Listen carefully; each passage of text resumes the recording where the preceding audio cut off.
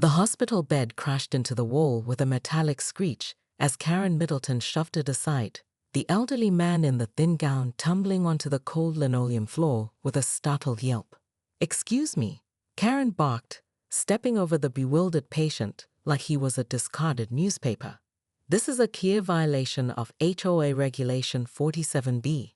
No unauthorized medical equipment on residential property." The paramedics stared in stunned silence as Karen whipped out her phone, snapping photos of the ambulance parked in front of 142 Maple Street. The flashing red and blue lights reflected off her oversized sunglasses, which she wore despite being indoors at 6 a.m. "Ma'am, this man is having a heart attack," the lead paramedic said, his voice tight with controlled fury as he helped Mr. Peterson back onto the gurney. "We're trying to save his life. And I'm trying to save our property values." Karen shot back, her manicured finger jabbing at the ambulance. "Do you see how that monstrosity is parked? The front bumper is clearly 3 inches into the sidewalk, which violates City Ordinance 23C, and it's blocking Mrs. Henderson's morning power walk route." The paramedic's jaw dropped. "Lady, are you insane?" Karen's eyes narrowed behind her designer frames. For 23 years, she'd been the self-appointed guardian of Willowbrook Estates, the most pristine HOA community in the Tri-County area. She'd issued 1,247 violations, attended 312 board meetings, and personally measured every blade of grass that dared grow above the regulation 2.5 inches. No one, absolutely no one, called Karen Middleton insane. "I'll have you know I'm the HOA president, vice president, secretary, and treasurer of this community," she hissed, pulling out her leather-bound violation booklet. "And as of this moment, the Peterson family owes $500 in emergency vehicle fees, plus $200 for disturbing the peace before 7 a.m.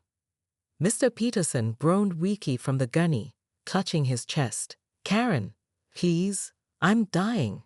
Should have thought about that before you violated the wellness and medical emergency protocol," Karen replied, scribbling furiously. "All medical emergencies must be pre-approved by the HOA board 48 hours in advance. Did you file Form 67M? I think not." The second paramedic stepped forward, his face flushed with anger. "This is unbelievable. You're actually charging a dying man fees?" Karen straightened her shoulders, her perfectly styled blonde bob not moving an inch despite the morning breeze. "Rules are rules. Without them, we'd have chaos. Chaos leads to declining property values, and declining property values lead to," she shuddered dramatically, "people like you living here." As the ambulance pulled away with Mr. Peterson inside, Karen stood triumphantly in her pristine driveway, violation booklet clutched to her chest. She didn't notice the crowd of neighbors gathering behind her, their faces twisted with disgust and rage. She didn't see Mrs. Chen recording everything on her phone, or hear the murmurs of "enough is enough" spreading through the crowd. But she would soon. 3 hours later, Karen's doorbell rang 17 times in rapid succession, each time more aggressive than the last. She opened her mahogany door to find half the neighborhood standing on her perfectly manicured lawn, and her eye immediately began to twitch. "Get off my grass," she shrieked, pointing at the small crowd. "That street Augustine sod, imported from Florida at $12 per square foot. You're all in violation of." "Shut up, Karen." The voice came from Martha Singh, the soft-spoken librarian from Elm Street who'd never raised her voice above a whisper in the 12 years Karen had known her. "Just shut up." Karen's mouth fell open. In all her years of HOA tyranny, no one had ever told her to shut up. People argued, pleaded, even cried, but they never dismissed her. The violation booklet trembled in her hands. "How dare you speak to me that way? I'll have you cited for verbal harassment, disturbing the peace, and..." Karen frantically flipped through her booklet. Inappropriate tone modulation in a residential zone.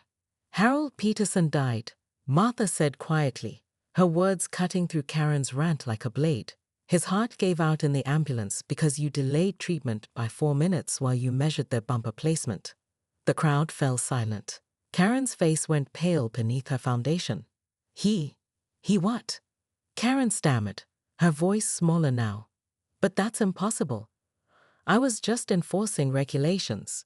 I was protecting our community standards. You killed him, said Tom Rodriguez from Oak Avenue, his usually cheerful face twisted with grief. Harold was my chess partner for 15 years. He was supposed to walk my daughter down the aisle next month because her father died in Afghanistan. Karen's knees nearly buckled. She'd known Harold Peterson since the day she moved to Willowbrook Estates. He'd been the one to welcome her with homemade cookies, to help her plant her first rose garden, to shovel her driveway that winter when she threw out her back. He even voted for her when she first ran for HOA president, believing her promises to gently maintain community standards. I didn't know, Karen whispered, but even as she said it, she realized how hollow it sounded. She'd seen Harold's gray face, heard his labored breathing, watched him clutch his chest. She'd known exactly what was happening. Yes, you did, Martha said, her voice still eerily calm. You knew, and you chose your precious rules over a human life. You chose your power trip over our neighbor's heart attack. The crowd began to murmur, their anger building like a storm. Karen felt something she hadn't experienced in decades, genuine fear. Not fear of violations or declining property values, but fear of consequences. Real consequences. Now here's what's going to happen, Martha continued, pulling out her own phone. Mrs. Chen's video has 50,000 views on social media. Channel 7 News wants an interview.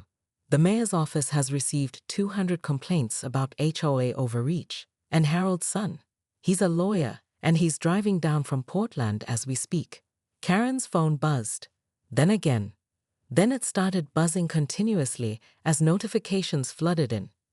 News outlets, social media mentions, angry voicemails from city officials. Her perfectly ordered world was crumbling, and for the first time in her adult life, Karen Middleton had no regulation to hide behind. What do you want from me? She asked, her voice cracking. Martha smiled, but it wasn't a kind smile. We want you gone, Karen. Completely gone. As the crowd dispersed, leaving Karen alone on her pristine doorstep, she stared at her reflection in the glass door. The woman looking back was still perfectly put together, still wearing designer clothes and flawless makeup. But something fundamental had changed in her eyes. The absolute certainty that had driven her for 2 decades was gone, replaced by something terrifying and unfamiliar, doubt. Karen's resignation letter sat on her kitchen counter for 3 days, unsigned. Outside, news vans lined Maple Street like vultures, their satellite dishes pointed at her house like accusatory fingers. She'd stopped answering her phone after the death threat started, but she couldn't stop reading the comments online. Monster, heartless witch, hope she rots in prison. But it was the quieter comments that haunted her most. My HOA Karen did something similar last year. This is what happens when we give petty tyrants power. She's the reason I'll never live in an HOA community. Karen stared at her reflection in the black coffee mug, seeing a stranger. When had she become this person? When had protecting property values become more important than protecting people? Her doorbell chimed softly, once politely, unlike the angry mob 3 days earlier. Through the peephole, she saw a young man in a military uniform, his face bearing Harold Peterson's kind eyes and stubborn chin. Mrs. Middleton. His voice was controlled, professional. I'm Lieutenant James Peterson. Harold was my grandfather. Karen's hand trembled as she opened the door. I'm so sorry for your loss. James studied her face, searching for something.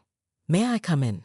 They sat in Karen's living room, surrounded by her collection of HOA awards and community service plaques.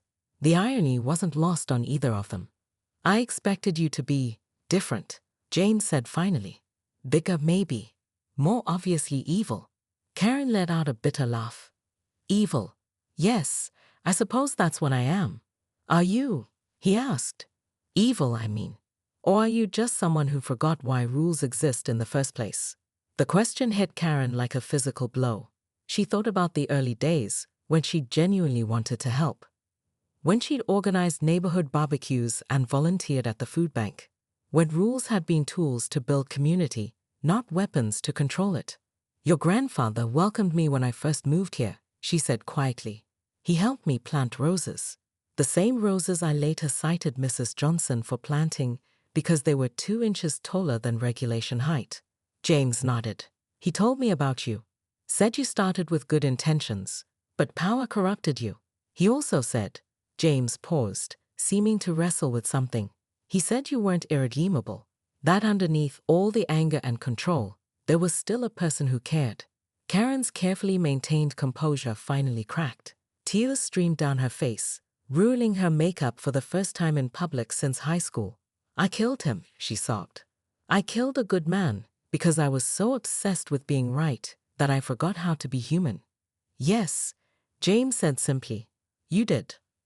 The words should have destroyed her, but instead, they felt like the first honest thing anyone had said to her in years.